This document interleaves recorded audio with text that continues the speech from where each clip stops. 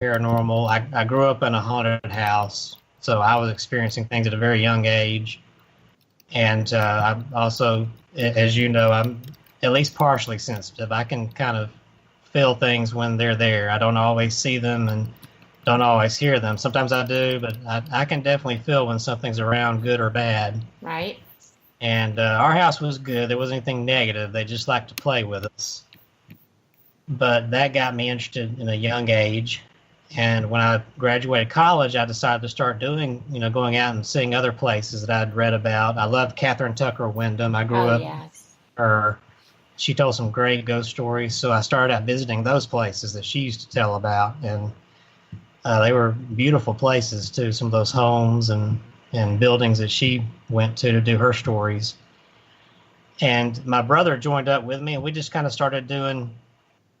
We were kind of amateur to begin with, but we were very careful about it. We didn't go anywhere that we didn't have permission to go. We started out with Sloss Furnace here in Birmingham, and we went on a day investigation while it was open and made sure they were okay with us walking around.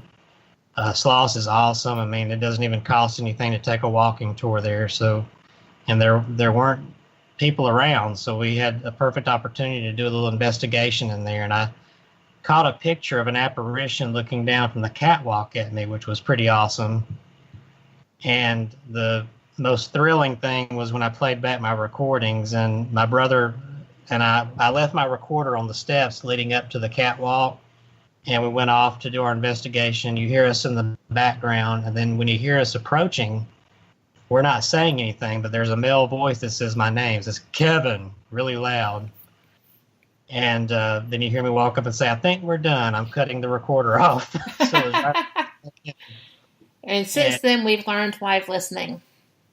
Oh, yes.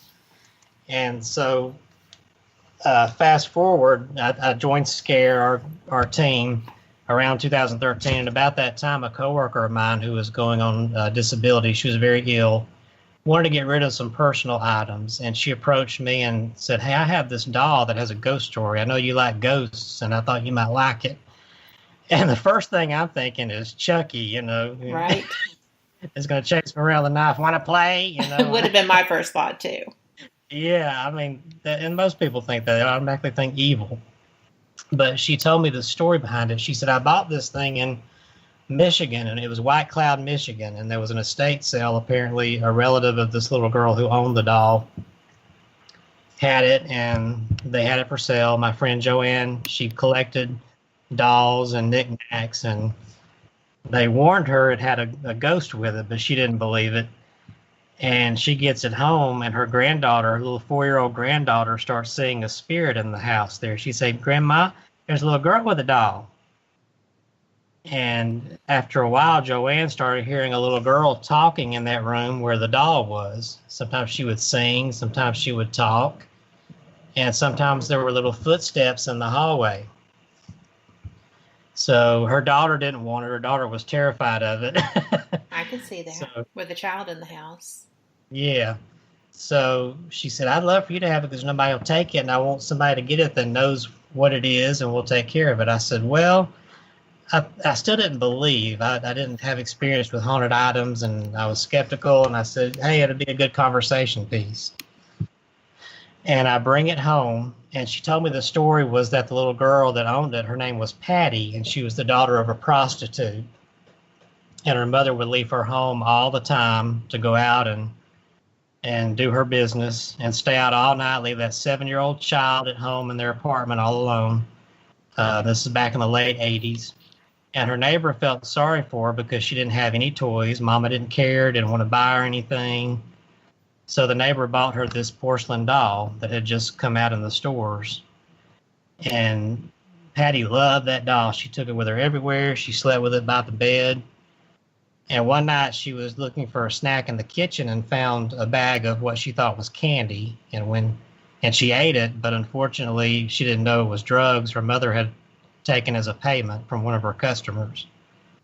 So the dose was enough to kill her in her sleep. She didn't wake up.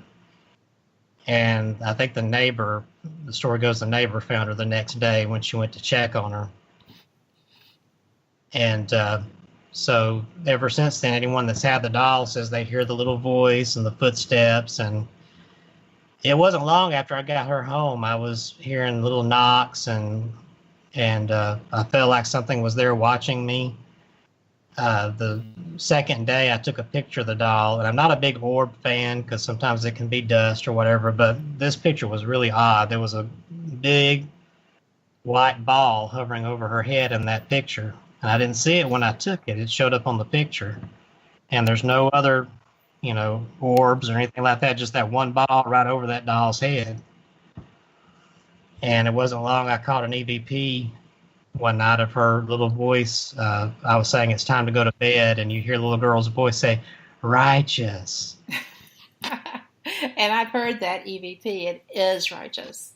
Yeah, and I remembered, when I was a kid, we used to say "righteous," man, and so that signified to me that that's a child from the '80s. And I started getting little tugs on my shirt tail when I was at home alone. I was in the kitchen. I was living in a townhome then. And I'd feel a little tug on my shirt tail, look around, nobody was there. And I just started speaking to her. I said, "Hey, Patty, is that you?" And sometimes I'd be watching TV. I'd hear her giggle next to my chair. And it was very peaceful. There was never anything negative to this day. She's just a very peaceful spirit that's just there with the doll that she loved. And I guess she just didn't want to part with it. And she is sweet. But you know what? We have to take a really quick break. And we will be back in just 3 minutes. Hang loose.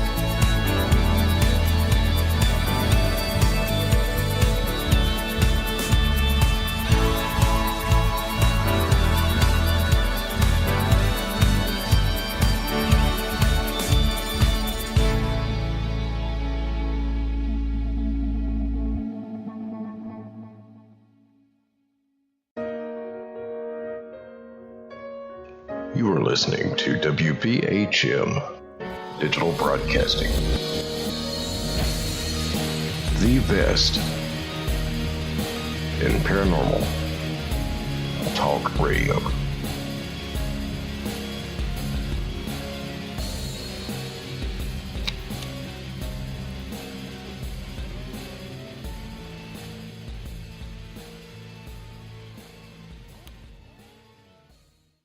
And it is 25 minutes after the hour, and I want to welcome y'all back to Fate Magazine Radio. Yes, this is the voice of Fate Magazine. And I am Kat Hobson, joined by Kevin Cain, and he was telling us about how he got into collecting so many absolutely beautiful and sweet haunted items. Welcome back, Kevin. Thank you. So we have got both chats going, and Denise says that Patty's story is so sad, and I'm like, it is, but you know what? She's just such a sweet spirit. And most of them are too. Will you tell us about the woman in the painting, though? Yes, that's Hilda. That was kind of a funny story. Well, not funny for the lady that had her before, but the way she told it, I pictured it, and it was kind of funny. It came all the way from San Francisco, and it's one of the old antique copies of the original painting of Jenny Lind, who was an opera singer, I want to say around the mid-1860s, around in there. And I think the original big painting is hanging in a museum, but there were a bunch of copies that were done back then. And I've got this one with the original frame still on. It's very antique looking. And this lady in San Francisco, she had bought it from an antique store. And she said she was in there browsing, and there was a little Asian woman that was running it. And the lady came up to her and started pointing out the painting and was just very frantic about it. Buy this, you'll love it. And she kept looking at it, and and the lady kept, she came down on the price. It was like she was desperate to sell it. So the lady bought it and took it home, and she didn't know who Jenny Lind was. She didn't know who it was in the painting, but it was very interesting, and she hung it in her dining room. It just gave that little exquisite touch there, And she would sit at the dining table and look at that thing, and she could swear she would see the expression on the face change every time. Sometimes Jenny would be smiling, sometimes frowning, sometimes smirking. And she chalked it off as, well, it's an old painting. Maybe it's just a trick on my eyes. And that's what I would have probably thought too at the time. But then her guests that would come over and eat dinner, they would keep looking at the painting and saying, I swear I see that lady moving. Her face changes and so forth. So it started giving her the willies when other people were witnessing it and experiencing the same thing. And the last straw was when she walked in the dining room. She was going to sit down and pay some bills, and she looked up at the painting, and Jenny, in the painting, she's looking off to the side in the painting, the way they painted her. But all of a sudden, the lady in Jenny's image, suddenly the face turns and looks directly at her. Oh my word! She said she I don't think you ever told me that. Yeah, and it's mentioned in the book too. And she said she screamed and hopped up out of that chair, and she slapped that painting down off the wall and dragged it out, which I wouldn't have recommended doing that. But she was panicking. She's just a normal person panicking at this. So, she dragged it out and put it on the back deck and left it out there and called her friend. And she wanted to put it in storage, but her friend suggested, we'll sell it. So she tried to sell it the honest way and put it on eBay as a haunted painting. Right. And I give her kudos for being honest about it, but she didn't get a lot of takers. And so somehow she found out about me through somebody that loved my Facebook page and my videos, and she messaged me and said, she said, I'm about to put it in storage. I can't sell it. I'm just ready to get rid of it. She just wanted me to take it. And again, they're serious when they don't ask you for money. They just want you to take it. And when I said, and I said, okay, here's the address, send it to. And I'm telling you, it was like 2 days later, FedEx box shows up on my door. She was out of there, Jack. Yeah. And and it was summertime too, which made it so strange. It was hot out, or it might have been late summer. I think it was September. It was late summer. It was still hot, like it is right now. But I opened up that box, and this cool gust of air came out when I opened it up. And I thought, man, that thing's been sitting out there in the sun, and usually it's not freezing cold. It's still cool. Yeah. And the painting was cold, and I took it out as she was ready to get out, And I set it, away from any electronics. I set it in the middle of the room, and there next to my coffee table, and got out the K2 meter, and that sucker was going off. And there's nothing electrical about this painting. It's just cardboard and a wooden frame, and it's not really cardboard. It's whatever material they used back then, but it's like cardboard.